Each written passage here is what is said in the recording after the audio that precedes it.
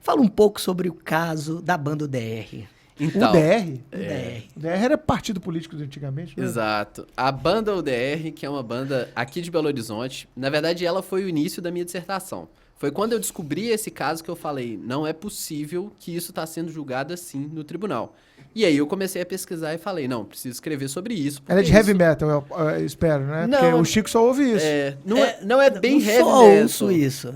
É uma banda também. de rock, mas é uma banda, assim, extremamente satírica. Eles Muito. fazem muito. Eles fazem piadas, mas piadas, assim, pra quase qualquer ouvinte, piadas bem pesadas. Na música ou no intervalo do show? música, na Não dá pra ler a letra deles em público. Assim, Não dá. Não dá pra escutar com sua mãe, Não, com sua não, avó. não dá. É fone de ouvido. Escutar alto no carro, não Não. tem como. É. Não tem como. Mas de toda Fiquei forma... interessado nessa banda. Vou sair do episódio, vou ouvir ela. De toda forma, eles faziam músicas, então, completamente desrespeitosas com as religiões. Na verdade, eles faziam músicas desrespeitosas com tudo. Tudo que é tabu Sim. na sociedade, Aham. eles pegavam e desrespeitavam. Um dos principais tabus que eles gostavam de bater, é claro, é a religião. E eles faziam isso com diversas religiões, para ficar claro. sim. Não tinha um foco em uma Não. religião específica, não. O que podia fazer de sátira e fazer de crítica, eles faziam da forma mais Ofensiva. respeitosa e ofensiva possível. Mais escrota. Mas é. Bem, todos os bem na casos. linha de stand-up americano, né? Que Isso, stand-ups americanos, hoje a gente tem acesso a vários. Os caras vão muito nessa pegada, né, Lucas? Sim. Os caras falam coisas que às vezes você tá assistindo stand-up. Tem muito hoje, né, nos serviços de streaming, tem muito stand-up de comediante estrangeiro, especialmente norte-americano. Sim. E os caras falam coisas assim que você fala, esse cara não tá falando isso, cara, não é possível. No Brasil ele seria preso. É. Você fica com vergonha de Um estar exemplo é escutando. Dave Chappelle. Dave Chappelle É. talvez seja um dos ícones disso. Sim. Sem dúvida. Você fica com vergonha de estar escutando. Às vezes você para e isso pensa, aí. por que eu tô fazendo isso? Mas, de toda forma, a UDR fez essas músicas, né? Bem ridicularizando diversas religiões, mas em todos os casos, ridicularizando e ofendendo somente dogmas, religiões em si, ou entidades consideradas sagradas, consideradas divindades por algumas dessas religiões. Então tinha música ali que falava sobre Jesus, sobre Maria, sobre o Alcorão, sobre a Bíblia, sobre, né, diversas dessas questões. Nunca sobre os religiosos ou sobre as pessoas em si. Então nunca houve em nenhuma música uma incitação direta para que houvesse violência contra os adeptos de uma religião, contra os fiéis, ou impedisse que essas pessoas, né, fossem até os seus locais de culto, nada disso, mas músicas satíricas. O que aconteceu? O Ministério Público aqui de Minas Gerais entendeu que essas letras, elas eram ofensivas ao sentimento religioso, ao sentimento dos fiéis. Então, como a gente sabe que, obviamente, não teria como fazer uma denúncia ali pela violação, por uma injúria, né, à honra de Jesus Cristo, o que a gente fez? A gente fez, por intermédio dos fiéis, uma denúncia dizendo que seria discriminação religiosa, ofendendo o sentimento que os fiéis têm em relação às suas divindades. Quando li a denúncia, imaginei, né, vai ser rejeitada. Vai ser arquivado, ser não vai dar em de nada. forma alguma.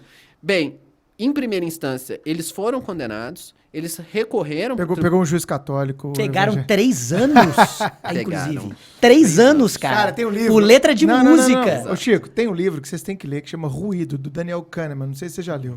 Explica muito isso, explica muito o judiciário brasileiro, como é que o viés da pessoa que julga acaba levando a julgamentos inconstitucionais. Esse é o ponto. Adoro Daniel Kahneman. Exato. E no Tribunal de Justiça aqui de Minas Gerais, na apelação, confirmou a sentença e eles foram condenados. Então, assim, hoje, eles 3 anos, não, cara, por letra de música. eles não recorreram, eles tiveram a pena substituída, né, em razão da condenação, mas foram condenados por escreverem músicas que, em momento algum, convocaram pessoas para praticar atos de violência, incitaram, né, ameaçaram, incitaram pessoas a praticar nenhuma violação de direito aos fiéis. Somente afligiram o sentimento desses fiéis. Era só o fiel não ouvir a música. Exato. E mas o maior problema disso, me parece que é a porta aberta com essa ideia de que o sentimento pode justificar uma condenação ou uma criminalização. É isso. Por quê? Se a gente for lembrar, aqui no Brasil, mas nos Estados Unidos especialmente, até pouquíssimo tempo atrás, coisas como casamento interracial ou casamento homoafetivo eram criminalizados. Verdade. E existe um caso que eu cito na minha dissertação de um depoimento de um policial americano que, num processo em que ele entrou em flagrante numa residência para prender 2 pessoas do mesmo sexo que estavam, né, tendo relações sexuais. E ele descreve que nesse momento, nessa abordagem que ele entra na casa, encontra essas pessoas em flagrante, ou seja, tendo relações sexuais, Exato. ele vomitou 3 vezes de nojo da situação. Então ele diz isso no processo. Com base no sentimento, se a gente for olhar para o sentimento desse policial, a criminalização, então, de condutas homoafetivas é legítima. Porque ele se sentiu legitimamente atingido em seu sentimento.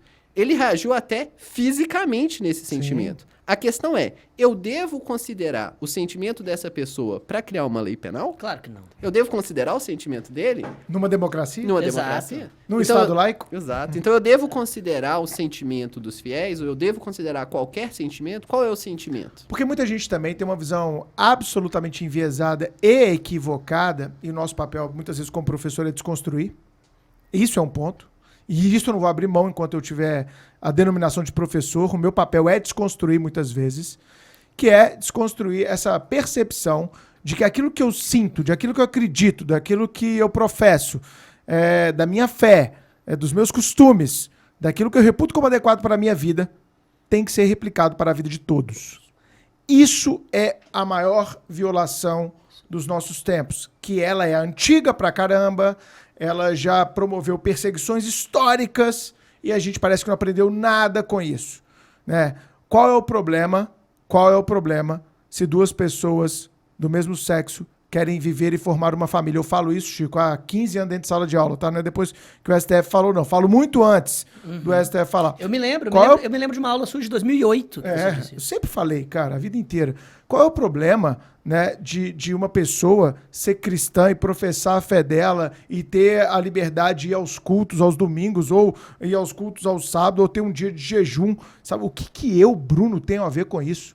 Eu não tenho nada a ver com isso, eu tenho que cuidar da minha vida numa democracia. E eu não posso querer que o meu modelo de vida seja o modelo de todos, porque isso é absolutamente antagônico ao que a gente quer construir de democracia. Então, por isso que a democracia está em risco. A democracia está em risco a partir de uma percepção egoística e individual. É por isso que a democracia está em risco. Não é por causa de populistas no poder apenas. É porque as pessoas querem que todos pensem igual. As pessoas querem intolerar os diferentes. As pessoas querem que a visão de mundo dela seja a visão de mundo de todos. E, meu amigo, se você quer isso, vai para um país onde todo mundo é obrigado a pensar igual, porque o Estado assim determina. Porque no Brasil não é o que a nossa Constituição determina. Então, abra os seus olhos para o direito, abra os seus olhos para a diversidade, abra os seus olhos para a pluralidade democrática, porque você vive numa democracia. É isso.